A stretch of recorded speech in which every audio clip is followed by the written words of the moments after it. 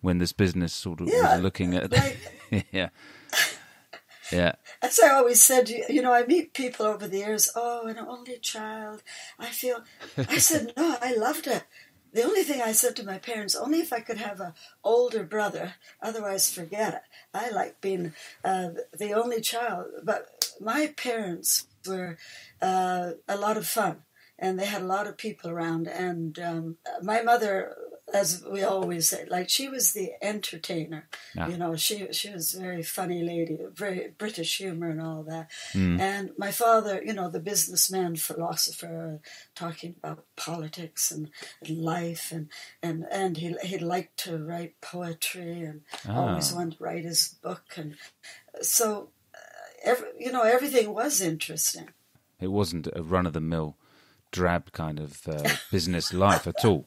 It had lots of people coming over to the house, lots of interesting conversations, but at the same time, he was successful at business as well, wasn't he? I mean, it did very well, I guess. Yeah.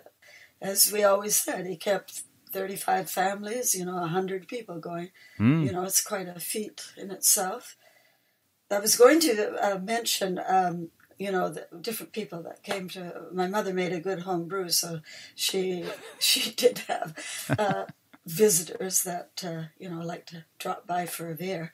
But my father, right after the war, he had made friends with Dr. Sibel, who was head of Slavonic studies up at our UBC, which again was only, at that time they were in Kitts, but just a 10-minute drive from them. And Dr. Sibel was, he was an eccentric, quite an amazing character. I mean, he just impressed everybody. His stature, his thick, straight black hair, and the size of him. And when he used to drop by at any time, in the afternoon, he actually was born in Australia, and but Russian descent, and he would be walking the kitchen up and down and talking very loud, as if he was lecturing to one of his classes.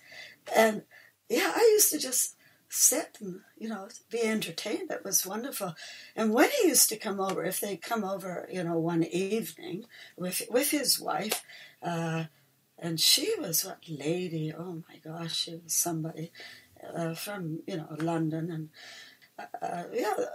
of course they were entertaining to say the least. But he would bring his Russian books. I must have said, even when I was little, that I was interested. Not that I could retain a word or anything, and he used to say, "Okay, come along, Joanne, come and sit on the sofa with me, and we'll look at my Russian books." And because he was, when they're teachers like that, it's their life. So you only have to mention, and I think every time he came, I had to look at those Russian books, even if I didn't want to. Let's talk a bit about the cultural environment at that time, because when we were talking to Paul as well, it's quite important to establish what was going on at the same time, because you're very lucky to have been the right age in those times of revolution and freedom and everything that was happening at the time. What can you remember from being like a teenager and having rock and roll or modern art or whatever was happening? Have you got memories of that sort of vibe? Well, particularly the music. All my friends, they loved music and they loved to dance. And on the weekends, we were very lucky here in Vancouver, as I said before, being so close to the border, even from California, the musicians would come up. They'd come for 1 week or a couple of weekends, and it was always the rhythm and blues, the rock bands. I mean, they were just amazing talents.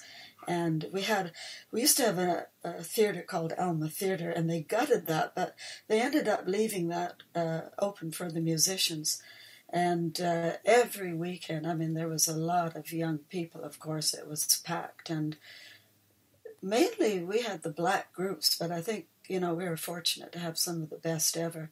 Yeah. Ike and Tina Turner, I know maybe not everybody knows about them. They did, I mean, here, I always remember that we danced to them live because I think 16, 17.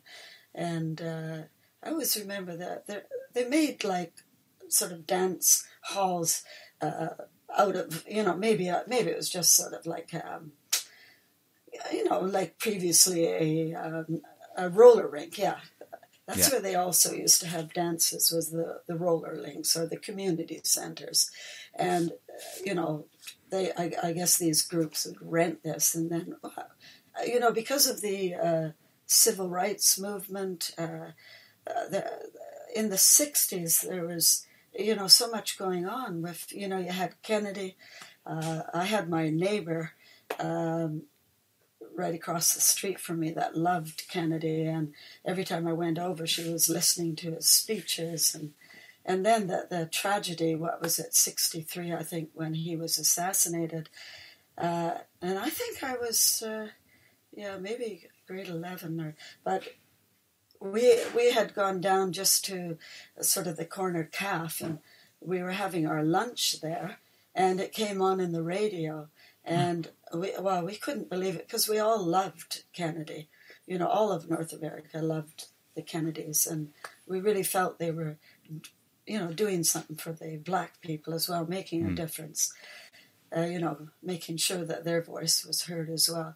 But that day we go back to school, and they closed down the school, of course, and they told all of us to go home.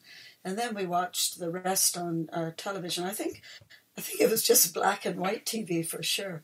Yeah. Then, you had Martin Luther King. He was Kennedy was a grand orator, as Martin Luther King was. Even if you weren't interested in politics, you had to stop and listen. They really just, and it didn't matter what age, people were touched. They were, I guess, special people. A few times in a lifetime. It doesn't happen often. And the fact that you're so close to the US meant that all these things you weren't necessarily completely separate. You almost felt as one a bit with the US, or it was very close at least. Yeah. And so the culture was one and the same in a way. They say, you shouldn't say it, but Canada at the time was having an identity crisis.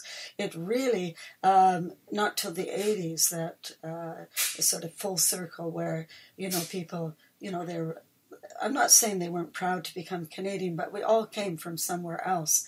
And it was always instilled that where you came from, your heritage, your language, your culture was number one. Because we all came from somewhere else. And for me, it was always like our first people were the natives of Canada, which of course they're here thousands of years. But we were in the British part here, and it was predominantly British. And can you remember, because obviously Paul's work is largely involved with depicting Native Canadians and Native Americans. Can you remember your first sort of understanding of that situation at all? Or do you remember when you developed was that when you were a sort of teenager? Or was it spoken about? Was it? No, it actually wasn't until later, like when I was in my 20s. And it was because at that time, it wasn't like we talked a lot about our native people, which we certainly did thereafter, or maybe other groups did. Our natives, actually, Musqueam natives were close to where my parents lived, and then most of our other natives were just across the bridge, which again is only 10 minutes away. But I lived in Vancouver. I didn't bother going to West and North Vancouver all that much, right? It's only if you were going to the mountains or if you're going over to the island or something. So the conversation about the natives wasn't at that time for me, like in our household or anything. It was more on America and the blacks, because of our closeness, especially for our family with America. But I did I did grow up in a household where my father, he always was interested in the world. He was always in, as I said previously, in China and Africa. And he used to always encourage me, you want to see the world, even if he didn't get to all the places that he wanted to. Maybe he was thinking through me he would visit, I don't know. But that was even my first trip, was with my father always backing me. Are you sure, Father? I'm going to be all on the train on my own. Then I'm going to go on the boat on my own. Oh, yes, you'll meet people. So we used to always joke, I think they wanted to get rid of me. So he was very culturally and intellectually curious, which is always good for children and yes. as an influence in a family, yes. isn't it? My friends used to say, oh, my gosh, what does this word mean or something? And then they got used to my father because the dictionary always came out. And they say, oh, no, don't ask him. It'll be forever. Right. But Father he would read his, and I guess, a very strong, not my mother. My mother, she had a different way of living. Like, my father was very structured, He was up at 6 and exercise. At 7, the newspaper came and read his newspaper. If it was summer, he would swim in the ocean from May to September. It was freezing, and even though we're on the Pacific coast, which in the summer it is okay, but he would be down there swimming from 7 to 8. My mother was still in bed, and we would always, I used to have breakfast with my father. We used to keep Mother in bed. She was fine. She'd read the newspaper.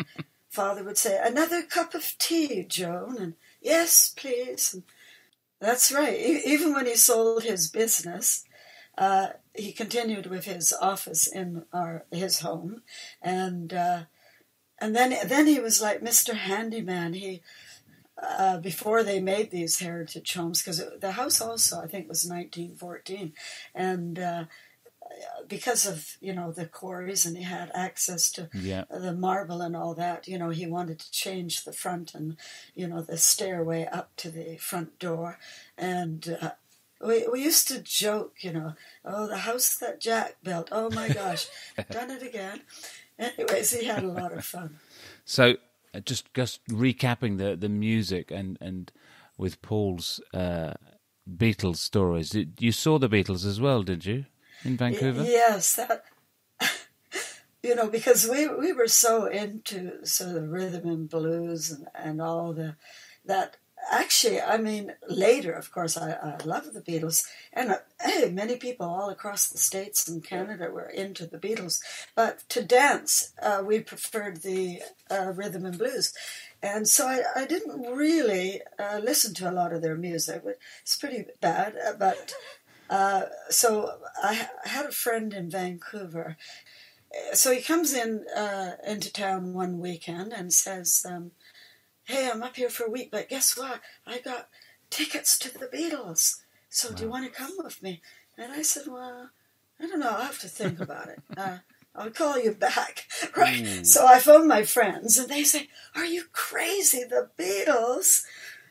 Come on, Joanne, what's the matter? Oh, okay. Oh, yeah, okay, yeah. So I phone him back and I say, yeah, of course I want to go and see the Beatles. But, I loved music, but I wasn't going to be like in a state, like these girls at the Beatles. We were up in the bleachers, and these girls, there was police there and everything, but they were out of control. They weren't gods.